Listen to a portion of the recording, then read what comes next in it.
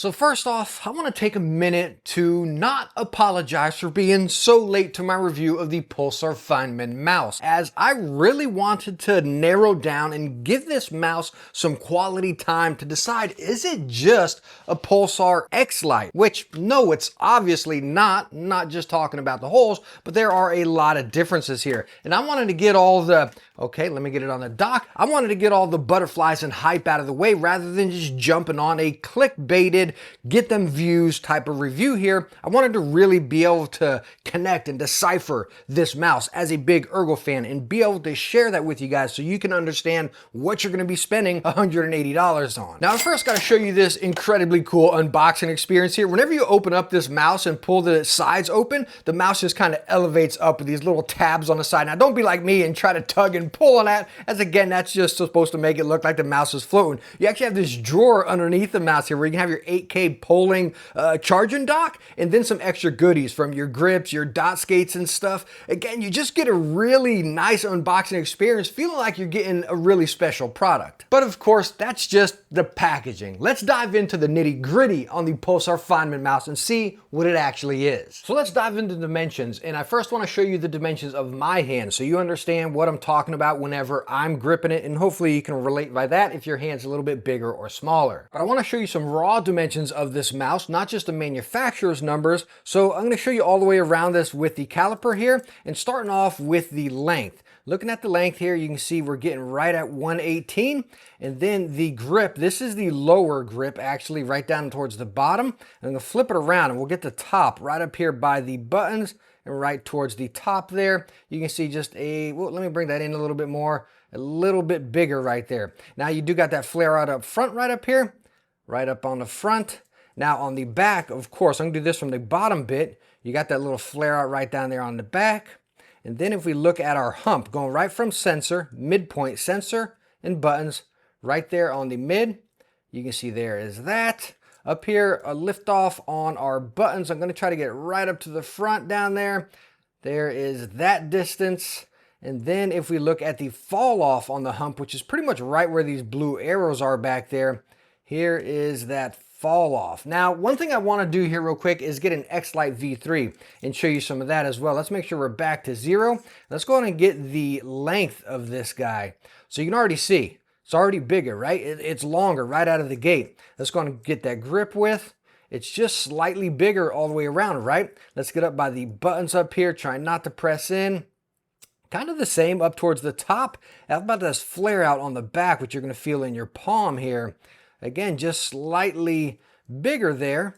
And then right here on the fall off on the back, let's get it from this way actually.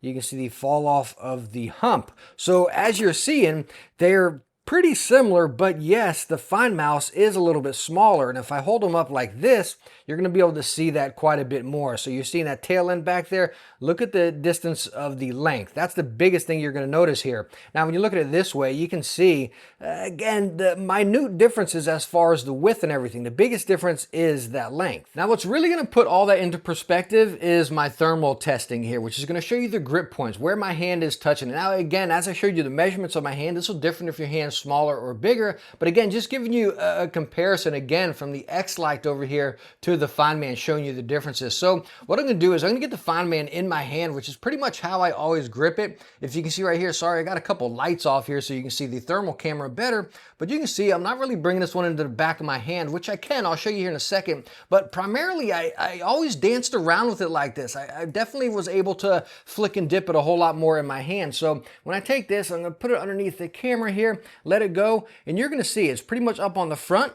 and just flaring down to the back here. As far as on the sides and toward the rear back by the hump, I'm not really getting much of anything. You see my hand's just resting on top. Now it's magnesium, hence it's not picking up so much more red, because again, it is going to be cooler to the touch, which is really nice with the magnesium. But if I was to pull this into my hand and try to palm it, it is a little bit too small for me. Again, if you see right here, my fingers are almost over the top of the mouse. My hand's just engulfing this mouse. It's not very nice to palm grip. I'm going to be honest with you. And if I put it in my hand, I couldn't game like this. I just couldn't. Now, I can rest my hand in kind of like a relaxed claw kind of, and if we pull that underneath there and look at it, you can see a whole lot more of my heat transferring to that back rear hump. But again, that's not a very comfortable grip for me. Now, if I come over here to an X-Lite, this one definitely, oh man, just feel it definitely much bigger than the Feinmann. It fills out the side of my hand, coming into my palm here a little bit, and it's just, again, a whole lot more comfortable for me being a very big ergo fan. And we take this and put this underneath the heat signature here, you're gonna see like there's that hump, it's getting that bit on the side, right up here on the top bit, and then over there. What you want from a true ergo, right? It's getting you into the palm here and palm over there, hence you being able to really lock those shots and get some more precision in there, right? And really hold your shots. That's the difference I noticed, is this one is definitely more palm. It's definitely feel out your hand a whole lot more. If you wanted something a little bit smaller than this, but not necessarily the mini,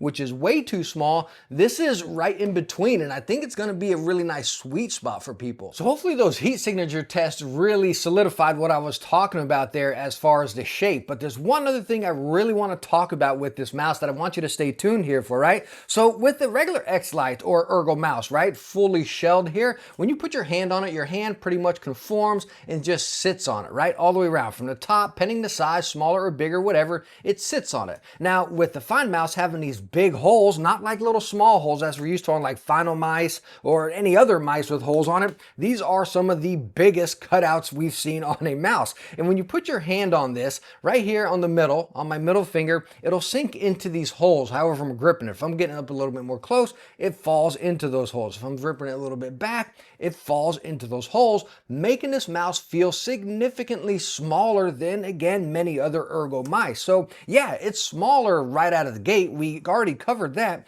But again, with these holes, my fingers even sinking up here, and then towards the back, how you're gripping this, it makes it feel even smaller because my hand's going down even more. So it resulted in this mouse definitely being in more of a fingertip for me, or if anything, maybe a relaxed claw, which is, again, how I kind of used it as an ergo, as a relaxed claw where it's sitting there. When coming over to the regular X-Lite, I can definitely pull it into my hand a whole lot more. So there's two different scenarios here which make, again, the Fine mouse feel a bit smaller than a regular X-Lite. So hopefully that was able to help you out solidifying what shape this Fine mouse is, as no, it's not just an X-Lite V2. It's in between, again, that mini in this V2 here. But again, even with the holes, that plays a huge role into how this mouse is going to fit in your hand. But we're not done with our testing here. Of course, we're going to test the build quality since this thing is half open here, and then we're going to also talk about the performance. Now let's go ahead and take a look at the build quality here. I'm going to bust out the force gauge meter, which is going to test the pressure that we're going to press into the mouse in pounds here. So it's not just saying, oh, hey, I grip it tighter like this or that or the other. It's, again, a base test across the board so you can see if there's any build quality issues. And by the way, when I do this in my videos,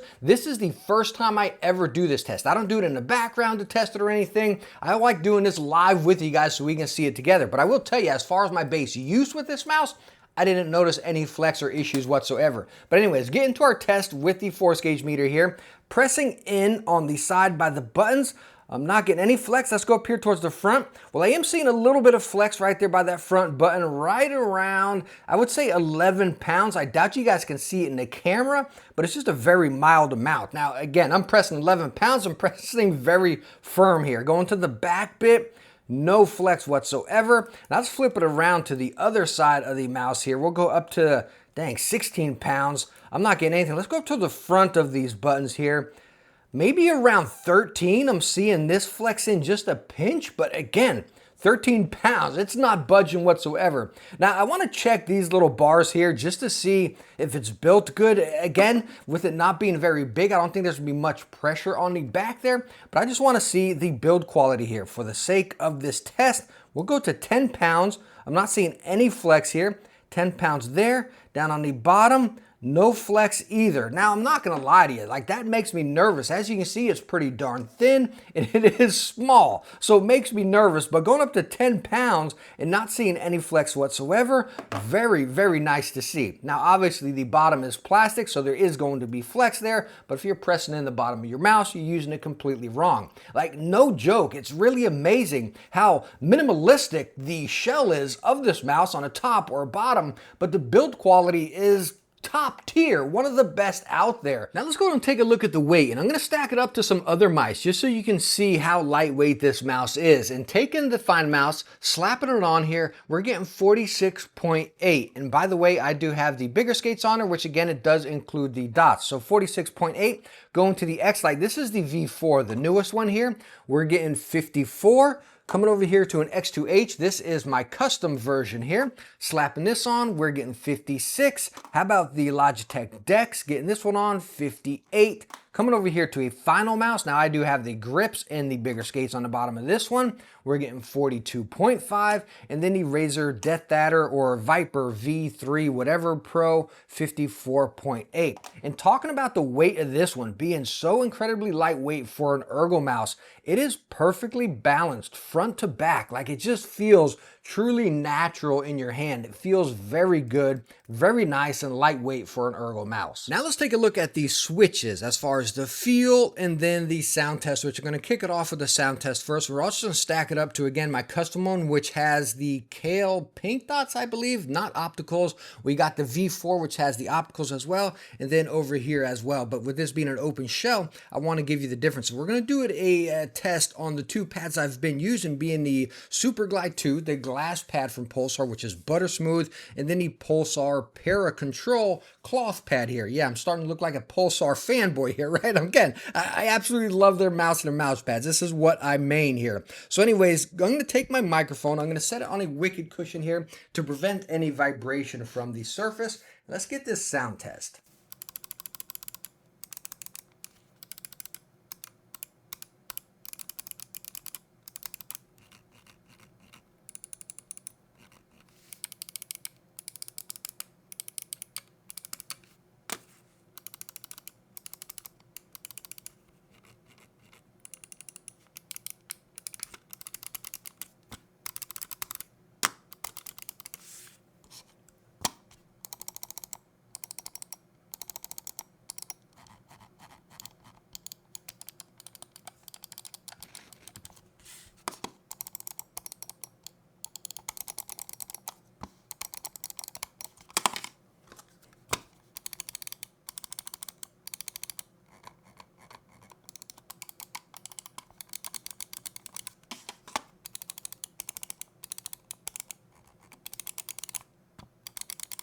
So I wanted to do a couple comparisons of the sound test being a glass pad, cloth pad. Again, of course, is with this being open, and then on the bottom, so it's going to hollow it out a little bit more, as you can hear the difference between each of them on different surfaces, especially with this one over here. But talking about the switches between all three of them here, the feel of them, again, with this one not being optical, these are my favorite. I'm not a big optical switch fan. I just like the classic mechanical that's just kind of snappy and loose, kind of the Logitech G Pro type feel, which is just tried and true, you know. I just love the feel of that. I would say on the new X-Lite V4, these ones feel the heaviest. They're clear as day, the loudest. But coming over here to the fine mouse, they feel pretty nice. They're just snappy and right to the point. And hopefully the camera can pick this up, but there's just about no give on them. You press it down, bam, and they are right down there. Now on my right button here, I press it down and I do got a little bit of excess bounce right down there. Nothing major by any means, but no matter what, whenever I was using this mouse, it's just snappy, right to the point. Bam, press it down and I'm right to business. Coming over here, again, they feel a little bit firmer. Now these are just my tried and trues, right? But these you truly feel, with them being optical and snappy, but they just bottom out and you feel that press instantly and snappy right to the point. Now, as far as this scroll wheel, y'all know the metal scroll wheel is not my favorite, as over here on the ES versions, I told you down here in my hot humid climate, it does get a little bit more slick, but it really plays in pretty nice with the fine mouse here being, again, the aluminum or alloy, whatever, magnesium of the shell. And then up here, you just got that cool touch all the way around it. It feels really good. As far as the side buttons, very snappy all the way around. If you press them on the far end, on either side, it does go in just a little bit more, but not so much where it's going to really mess with you. Now, when you press them on the inside, they don't give at all. They're pretty much snappy right down there. It's just on the outside here where they will sink in a little bit, but you're still going to get that actuation. You don't got to press it any further or anything like that. It's just, again, you do have that little bit of give, but all the way around, the buttons on this mouse are incredibly snappy and crispy. Now, let's talk about a couple features and functions, and then we'll talk about performance and take a look at some some gameplay. But looking at this mouse, you can see the underneath first and foremost here, and that is for your charging dock. You see you got the little cutout there, and it sits on it. Let me tell you what, this dock is lofty, like holy smokes. Let's bust out the scale. I want to show you how heavy this dock is right here. So slapping it down on there, you can see it's coming in at 184 grams. Like no joke, this thing is lofty, and you do get the little grip on the bottom, so it's not going to budge around on you by any means. When you take your mouse,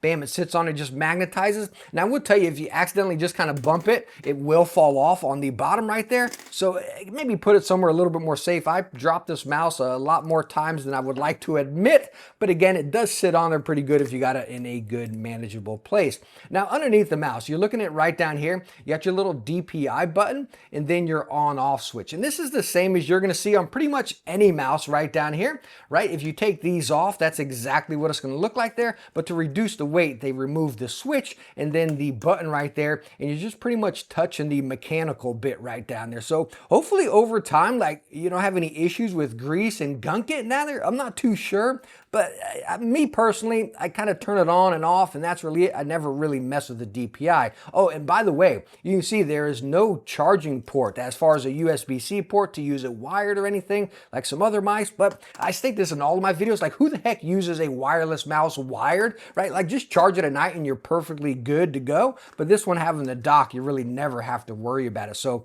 I honestly like the removal of the charging port. Now let's talk about performance of this mouse. And while I talk about it, I'm going to overlay some gameplay in the back, which I've been playing a whole lot of the new Call of Duty. Oh my gosh, I'm having a blast with it. Maybe it's because I skipped last year's Call of Duty. But anyways, talking about playing this Call of Duty with this mouse, I always played pretty darn good if I was playing quick, which I usually do play faster paced in Call of Duty. I'm not really a kind of sit there and camp type of guy, and this mouse was lickety split, no hiccups, delays, lags, or anything. It was just snappy, right to the point, and I leave my dock to the left side of my keyboard. I don't leave it right in front of me, and again, I had no issues. And by the way, I also used it with a wireless keyboard, being the Apex Pro, the Gen 3 wireless one. It was just absolutely perfect. And talking about me using the base X Lite, which yes is my preferred shape, I caught myself slowing down just a pinch with that mouse. In this mouse, again, I caught myself being a whole lot faster, hence me mentioning using it fingertip or a relaxed claw right there, but I wasn't able to really lock and hold down a shot if I wanted to slow down significantly and really hold it with my hand being a little bit bigger for it. But I really caught myself enjoying it again with that faster gameplay style, and again with the performance going up to 8,000 polling rate, which I only leave mine at 4,000, which I do with all of my products. It's like, why go to 8,000 and really sacrifice or the potential lag or delay back there? Like keep it at 4,000, you're perfectly fine. Heck, you're probably perfectly fine at 1,000. You know what I mean? So again, the performance of this mouse was absolutely flawless. So now that we had a good look over of the new Pulsar Feinmann mouse, let's talk about the value. Is it worth it? With this mouse comes in at $180. So it is up there in that upper tier, but I mean, heck, most mice come in at like 150 bucks now. The Logitech or the Razors, they're all 150. So when you look at it that way, 180 for what you're getting here, this magnesium mouse with this awesome charging dock, it's really cool. And I think it does justify the price for sure. The performance, the build, everything about it is really solid. But for me, no, it is not a mouse that I'm going to main or is going to stay on my desk. I prefer the regular X Lite, and this one coming in at $100 is still darn good. And this is probably where I would recommend you. Like, yeah, go with the regular X Lite. I think it's all around a better mouse to use for me personally. This feels more like a collector's piece or an enthusiast type of piece right there, you know? It's definitely cool and super awesome for sure. And maybe the biggest point would be like if you wanted that in-between size, if the regular X Lite's too big or the Mini's too small, that's where this is really gonna be beneficial for you. But at 180 bucks, again, I do think it truly justifies it. But what I would also like to see maybe from Pulsar, which would be pretty cool, you're talking about this being at 100, this being 180. Say if they take away the dock and 8,000 polling and maybe release one of these around 130 bucks or 120 bucks. I think that would be really cool. Just being able to let people try this out. You're getting upwards of that $200 price range. It's kind of like, okay, am I going to main it? Is it going to be that mouse for me, or am I an enthusiast? You know what I mean? That $100 price point's like, okay, let me go on and get it and try it. I don't feel like this is the let me go on and get it and try it type of price point. I would like to see Pulsar option this, again, without the 8K dock. I think that would be a really cool consumer-friendly type of move. So Pulsar, if you're out there, maybe just think about that. I think that'd be a pretty cool option. But yes, this mouse is definitely awesome. Not one I'm gonna main or not one I can constantly use. It's a little bit too small for me, but definitely a cool product. Let me know what you think about it down in the comments, and I hope this video was able to help you out, and I hope you enjoyed it. If you did, please hit that thumbs up. Don't forget to subscribe, and I hope to catch you in the next one. Bye now.